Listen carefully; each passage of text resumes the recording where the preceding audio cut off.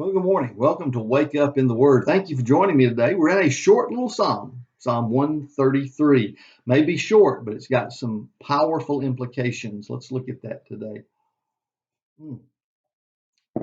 Grab the Word of God if you haven't already and get to Psalm 133. And I want to give you three questions to ask when we're dealing with the principle that comes from the important first verse. This is a song of ascents of David, who had a lot of experience with trying to unify a nation as well as unify a very large family. That from what we know of David, he was the run of the litter.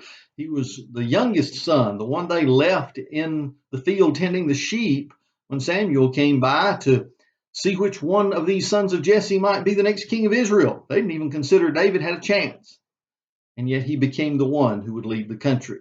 So he had a lot of experience with what we find in verse number 1, which is very important. If you don't get verse 1 right, it's difficult to run a family, to run a school, a church, or especially a country. Verse 1 says, "How good and pleasant it is when brothers live together in unity. It is like precious oil poured on the head, running down on the beard, running down on Aaron's beard," a reference to Aaron, of course, the brother of Moses, lead priest for the Hebrew people at that time, "down upon the collar of his robes. It is as if the dew of Hermon were falling on Mount Zion. For there the Lord bestows his blessing, even life forevermore." Now, this is an amazing passage of scripture, even though it's very short, because it talks about a very key principle. Now, verse 1 is the place from which you jump and look at the rest of these few verses. It's the key verse in this entire psalm. How good and pleasant it is when brothers live together in unity. Unity is the focus here.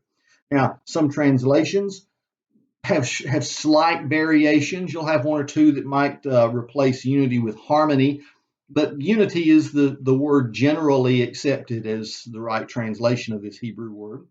And you'll have one or two, like the God's Word translation, that says, "when brothers and sisters live together in unity." I don't think it's difficult to understand that this is not something just for guys. This psalm is about what goes on with all human beings in particular. And I think you understand that even without adding sisters. But if it makes you feel better, go ahead, because the principle is there. This is not a promise just for men. Unity is not just about something for men. How much fighting would you have if the men were all unified but the women were not? Okay, so it's not about that. So we've got a principle here. It's the principle of unity. It's one that we need to get through any crisis, especially what's going on in our world today.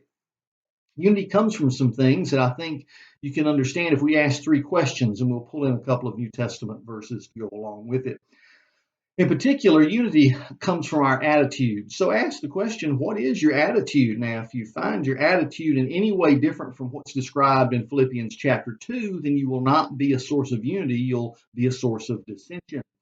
In that particular chapter, we're told to have the mind or the attitude of Christ Jesus, which is one of humility, who was willing to not even, although he was the Son of God, he was royalty, he could have bragged upon where he was from and been, you know, so overbearing on people because of his own background that he could have taken that to his advantage, but instead he humbled himself. And that's what Philippians 2 is all about. He humbled himself even to the point of death, death upon a cross.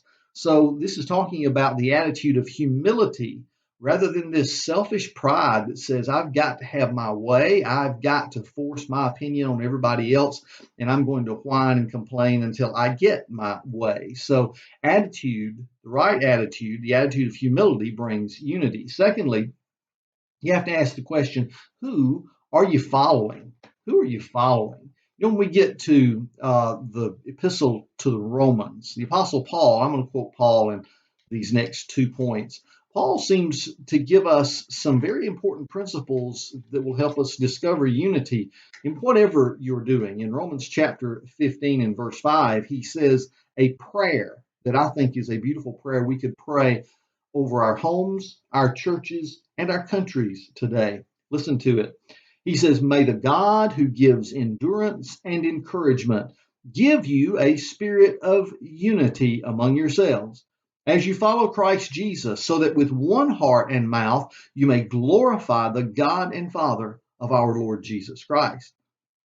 Now, do we need what he's praying for in this prayer today? We certainly do. We face a number of challenges in our own communities, our churches, our nation today, and we need endurance. We need encouragement.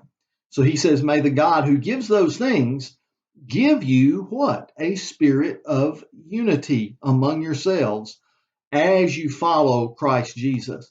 Now, it's important to note here that unless you're following the same person heading in the same direction, you can't have unity. You do understand that, right? There's got to be a leader at the head, and the people who follow have to be on the same page with the leader and one accord with the leader and following. They must be doing so willingly and with a little bit of anticipation and blessing for the leader, not constantly calling out and complaining to the leader and complaining about what he or she is doing. Instead, there has to be a spirit of fellowship if you want to have any fellowship. So, folks, who are you following? And following does not mean begrudgingly, it means willingly following, and everyone together supporting and encouraging one another to go in the same direction. So unity comes from several things. Ask yourself, what's your attitude? Ask, who are you following? And then thirdly, ask, what's your objective? What's your objective? In Ephesians chapter 4, verse 3, I want you to listen to these words of the Apostle Paul. He says, make every effort to keep the unity of the Spirit through the bond of peace. So how do you keep the unity of the Spirit? Well, through a bond of peace, the peace of God that transcends all understanding, we see in Philippians. A peace of God that comes when you are willing to take all your cares and anxiety and frustrations and cast them upon Him and let Him take them and let Him have control. That peace comes when everyone realizes that Jesus is Lord. He is boss, I am not, and that we're busy following Him, following the real head of the church. And then those that He gives to be our leaders below that in degrees, so that we're still all following and going in the same direction. So that bond of peace, the peace that we've got to have, will keep us. But you know, it's difficult to look at what's going on in nations of the world today who don't seem to be able to get this together. I think in terms of Israel, and I pray this prayer over Israel because over a year now, they've been in election after election and struggle after struggle trying to build a, quote, unity government. And it's not happening. Too many factions, too many ideas, too many differences of opinion. They will talk about it and in front of the press say we're going to build the unity government, and leaders saying I'm committed to building a unity government. They get behind closed doors and start the negotiations, and then before long they come out saying, nope, I can't agree with them. I'll never form a unity government with them. Because, you know, people aren't on the same page. Goes on in our nation, and I don't have to tell you about how rough it is in America, as we have some people who, I mean, for the minute our current president was elected, they were already trying to impeach him before he even set foot in office, and have basically said our strategy is whatever he says to do, we do the opposite. Whatever he doesn't do, we'll complain if he doesn't, and we'll complain if he does do anything, because our agenda is more important. And we have varying degrees of that throughout our government. As people have decided it's time for me to just make noise about whatever my pet project or issue is. We've seen it in trying to get relief for our people through our own governments in time of desperation, and how people have seen it just as an opportunity to attach something to a bill. Let's see if I can sneak this through. I know that I could never do this if it weren't for the crisis going on right now. So, friends, we don't have that unity we should have because we do not have the bond of peace and those that want to have peace. Instead, we have those that want to create more and more dissension and trouble. So, friends, from your house to the White House and everything in between, if you really want to have unity, look at this verse. How good, how pleasant it is when brothers and sisters can live together in unity. Isn't that something that we want? Well, something doesn't happen automatically. You got to have an attitude of humility. You've got to be following, and I say follow the Lord Jesus Christ. And you've got to have the same objective. You got to be on the same page. And you can take off like that Mustang you just heard in the background toward the finish line and know you'll make it together. God bless you. I appreciate you being with me today as we wake up in the Word. We'll do this again tomorrow. If you like what we're doing, won't you hit that like button and maybe subscribe? Because the more of those likes and subscriptions we get, the more likely it is we can keep doing this. So God bless you. Thank you for being with me today. And we'll do this again tomorrow as we wake up in the Word.